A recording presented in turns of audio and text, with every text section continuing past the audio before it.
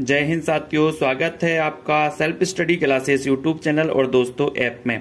दोस्तों self study classes app ने जो आपके लिए एक बुक लॉन्च की है वो दोस्तों आज मैं उसका आपको डेमो बताने वाला हूं। यहां पर आप पूरा देखिए। आप एमपी टेट एग्जाम की तैयारी कर रहे हैं, टीजीटी पीजीटी की तैयारी कर रहे हैं, एचपी टेट एच टेट की तैयारी कर रहे हैं या फिर उत्तराखंड एलटी आरपीएससी आदि एग्जाम की तैयारी कर रहे हैं तो ये प्रश्न आपके लिए बहुत ही उपयोगी है दोस्तों।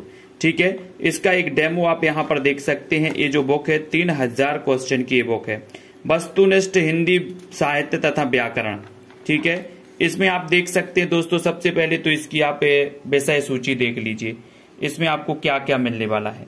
हिंदी भाषा, देवनागरी लिपि, हिंदी साहित्य, लेखन के स्रोत, आदिकाल, भक्तिकाल, रीतिकाल, भारतेंदु युग, द्विवेदी युग, छायावाद, प्रगतिवाद, प्रयोगवाद, नई कविता, नाटक, निबंध, कहानी, उपन्यास, एकांकी, जीवनी, आत्मकथा, संस्मरण, रेखा चित्र, रिपोर्ट, ताज, यात्रा वृत्तांत, इससे संबंधित क्वेश्चन मिलेंगे। फिर यहाँ पर देखेंगे आप दोस्तों गद्य काव्य, डायरी, साक्षात्कार, नवगीत, साठोत्तरी कविता, पत्र पत्रिकाएं, काव्य शास्त्र, वर्णमाला, शब्द भेद, पर्यायवाची, विलोम, संधि, समास, उपसर्ग, प्रत्यय, वाक्य, मुहावरे, रस, छंद, अलंकार, क्रिया विशेषण, संज्ञा, लिंग, सर्वनाम और प्रमुख कथन। ये दोस्तों आपकी विषय सूची, यानी कि इसमें आपको एक क्वेश्चन मिलने वाले। अब यहाँ पर सबसे पहले टॉपिक है हिंदी भाषा का।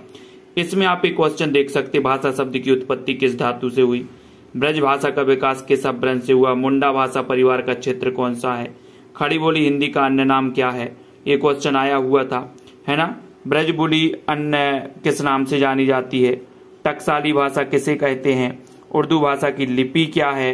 ठीक है, यहाँ पर आ गए तो यहाँ पर संविधान के अनुच्छेद 351 में किस विषय का वर्णन है। ठीक है, आधुनिक भारतीय भाषाओं का विकास किस भाषा से हुआ है। ठीक है, मगही किस प्रदेश में बोली जाती है, अंग्रेजी भाषा की लिपि क्या है, स्वरसेन या ब्रज से कौन सी भाषा विकसित होती है। उसके बाद और भी हिंदी भाषा से संबंधित यहाँ देखो, ईरखा को खड़ी बोली में क्या कहते हैं। ठीक है, यहाँ पर देखें भाषा की अभिव्यक्ति के कितने रूप होते हैं, संविधान की 8वीं अनुसूची में कौन सी भाषा शामिल नहीं है, ये भी पूछा गया।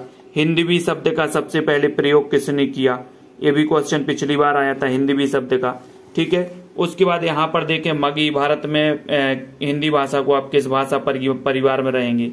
ठीक है, यहाँ पर आते हैं वर्तमान हिंदी का प्रचलित रूप क्या है, दिल्ली मेरठ के आसपास बोले जाने वाली भाषा कौन सी है। ठीक है, और भी यहाँ पर आपको हिंदी भाषा से रिलेटेड संदेश राशक, यहाँ पर आ गया प्राकृत पेंगलम, यहाँ पर पार्श्वनाथ चरित की रचनाकार कौन है, जड़दत्त संहिताएं, सुकुमाल चरयू, यानी कि दोस्तों अपभ्रंश से संबंधित जो रचना है उनसे संबंधित भी क्वेश्चन है। हिस्टोरिकल ग्रामर ऑफ अपभ्रंश के लेखक कौन है। ठीक है, कोंकणी भाषा का विकास किससे हुआ, अपभ्रंश कोड़ाड़ा भाषा किसने कहा। तो ये आपका हिंदी भाषा से रिलेटेड है पूरा का पूरा, यहाँ पर देख सकते हैं। ये फिर उत्तरमाला यहाँ पर दी है, ये उत्तरमाला देखें। ठीक है, फिर आता है यहाँ पर चैप्टर देवनागरी लिपि का। देवनागरी लिपि पे यहाँ पर देखेंगे तो प्राचीन नागरी लिपि का विकास कैसे हुआ, भारत में लिपि की प्राचीनता का सबसे पुष्ट प्रमाण मिलता है तो कहाँ किस सभ्यता से मिलता है, कहाँ से मिलता है। ठीक है, फिर उसके बाद ध्वनि के अनुरूप संकेतों की दृष्टि से सर्वश्रेष्ठ लिपि कौन सी है। ठीक है, सावरकर बंधुओं की 12 खड़ी का प्रयोग किस समाचार पत्र में होता था, ये आ गया। उसके बाद यहाँ पर आते हैं देवनागरी दुनिया की सर्वाधिक वैज्ञानिक लिपि, ये कथन किसका है। ठीक है, देवनागर पत्र का संपादक कौन था। और उसके बाद आते हैं यहाँ पर दोस्तों देवनागरी के बारे में बहुत सारे ऐसे प्रश्न हैं। यहाँ पर देखें किस विद्वान ने देवनागरी लिपि के स्थान पर रोमन लिपि स्वीकार करने का सुझाव दिया था, पंजाबी की लिपि क्या है, कोंकणी भाषा की लिपि क्या है। ठीक है, ये आपकी दोस्तों देवनागरी लिपि से संबंधित क्वेश्चन है। फिर यहाँ पर अपन देखें हिंदी साहित्य इतिहास लेखन के स्रोत, यहाँ पर स्रोत आ जाएंगे। ठीक है, यहाँ पर भक्तमाल के रचनाकार कौन है, दिया है भक्तमाल। फिर मिश्र बंधु विनोद में कितने कवियों का उल्लेख है। ठीक है, यहाँ पर देखें तो हिंदी साहित्य का आलोचनात्मक इतिहास के लेखक कौन है। ठीक है, राम कुमार वर्मा ने संधि काल का समय क्या माना है। फिर देखें यहाँ पर तो Hindi Kovid Ratnamala, the modern vernacular literature of Hindi साहित्य इतिहास ग्रंथ के लेखक का नाम बताइए। ठीक है, तो यहाँ पर देखते जाइए। अब दोस्तों ये उत्तरमाला हिंदी साहित्य इतिहास लेखन के स्रोत की। फिर यहाँ पर आता है आदिकाल। आदिकाल के क्वेश्चन है, आदिकाल को आरंभिक काल किसने कहा, आदिकाल को चारण काल किसने कहा, किस शैली में किस शैली का प्रयोग किया गया। ठीक है, आला किस ऋतु में गाया जाता है, आला। ठीक है, श्राप का रचना का है, मती से रूट कर बीसल देव कहाँ चले जाते हैं, यहाँ पर देखते हैं कि उस रचना की रचना कौन है, पर्व किसकी रचना है, काल की दृष्टि से सपनाने कवि है, किस ग्रंथ में चंद्रवरदाई को छप्पयों का कहा जाता है।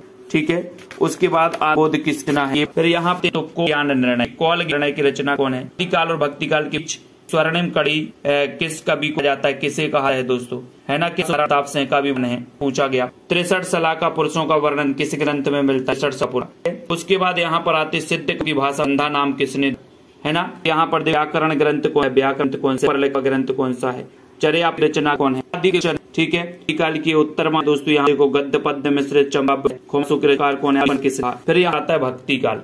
ठीक है, भक्ति में अपन यहाँ पर इनको अगर तो यार आते हैं तो ए तुलसी को चलता फिरता तरू ने कहा नाम था, ये भक्ति काल है, भक्ति काल। और उसके बाद दोस्तों यहाँ पर धीरे धीरे ये रेती काल आता है। तो ये आपको प्रयोग आ गया। प्रयोग में यहाँ देवता का जनक कौन है, नई कविता का सबसे प्रयोग किसने, तक से संबंधित थी, सुमन प्रपद किसका पर्याय है, इस प्रकार के क्वेश्चन आएंगे। ठीक है, फिर दोस्तों इसकी यहाँ पर उत्तरमाला,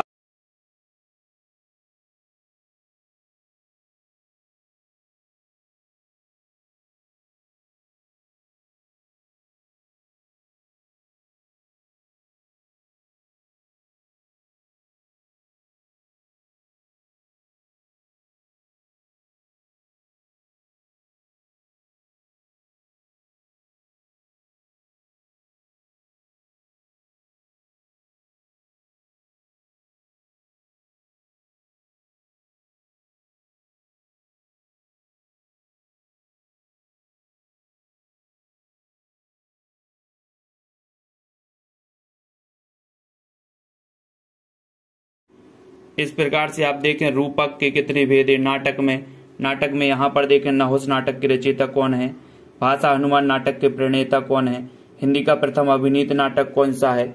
यहाँ पर आया तो यहाँ पर वह कथांश जिसे रंगमंच के कुछ चुने हुए पात्र ही सुन सके उसे क्या कहते हैं।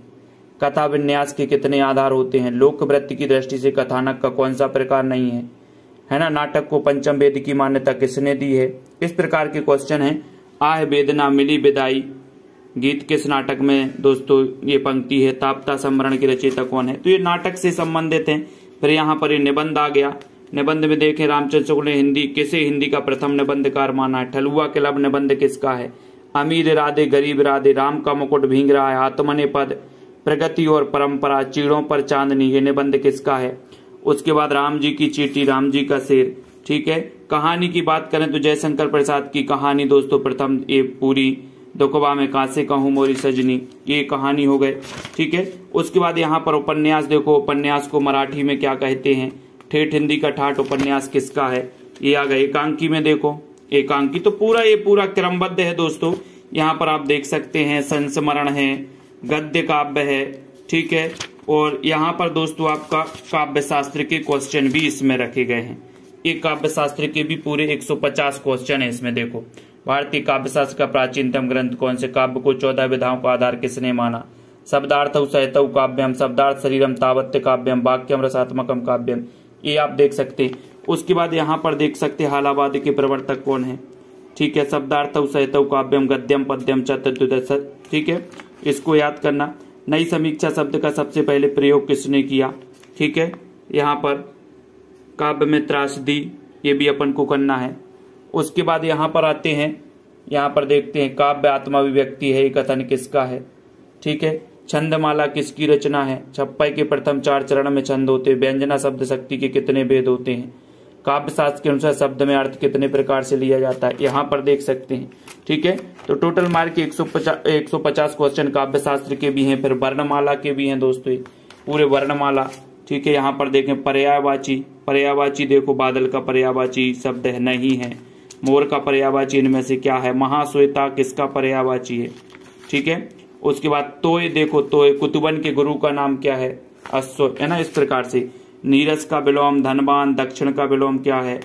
ठीक है, इस प्रकार से यहाँ पर देखो पाश्चात्य का विलोम क्या है, यश का सही विलोम अर्वाचीन, परोस का, उत्थान का, सुसुप्ति, ऋजु का विलोम क्या है, हर्ष का विलोम क्या है। ठीक है, यहाँ पर आते हैं तो जंगम का विलोम है जंगम, साहचार, अंतर्मुखी का आविर्भाव, श्री गणेश, पुष्ट। ठीक है, उद्धत शब्द का विलोम क्या है, स्थावर का विलोम क्या है। इस प्रकार से क्वेश्चन विलोम शब्द से संबंधित क्वेश्चन है। ठीक है। और यहाँ पर देखें उपसर्ग है, उपसर्ग से रिलेटेड क्वेश्चन है दोस्तों यहाँ पर, ठीक है। रस संबंधी प्रश्न है, रस संबंधी भरत मुनि ने रस के कितने भेद माने हैं, इस प्रकार से, ठीक है। तो और यहाँ पर देखें तो छंद संबंधी क्वेश्चन है, छंद की उत्तरमाला। ये पूरी की पूरी जो बुक है दोस्तों विशेषण टॉपिक वाइज पूरे के पूरे क्वेश्चन है। आप यहाँ पर देख सकते गुणवाचक विशेषण, ईमान का विशेषण क्या होगा, ठीक है। और दोस्तों सबसे बड़ी बात अंत में, इसके अंत में कथन है, कथन महत्वपूर्ण है। ये प्रमुख कथन यहाँ पर दिए गए हैं। जी रामचंद्र शुक्ल के प्रमुख कथन है, कबीर के निर्गुण पंथ का आधार भारतीय वेदांत और सूफियों का प्रेम तत्व है। इस प्रकार से कथन है यहाँ पर, केवल प्रेम लक्षण शक्ति का आधार करने के कारण कृष्ण भक्ति शाखा में अश्लीलत्व विलासिता की प्रवृत्ति जागृत हुई।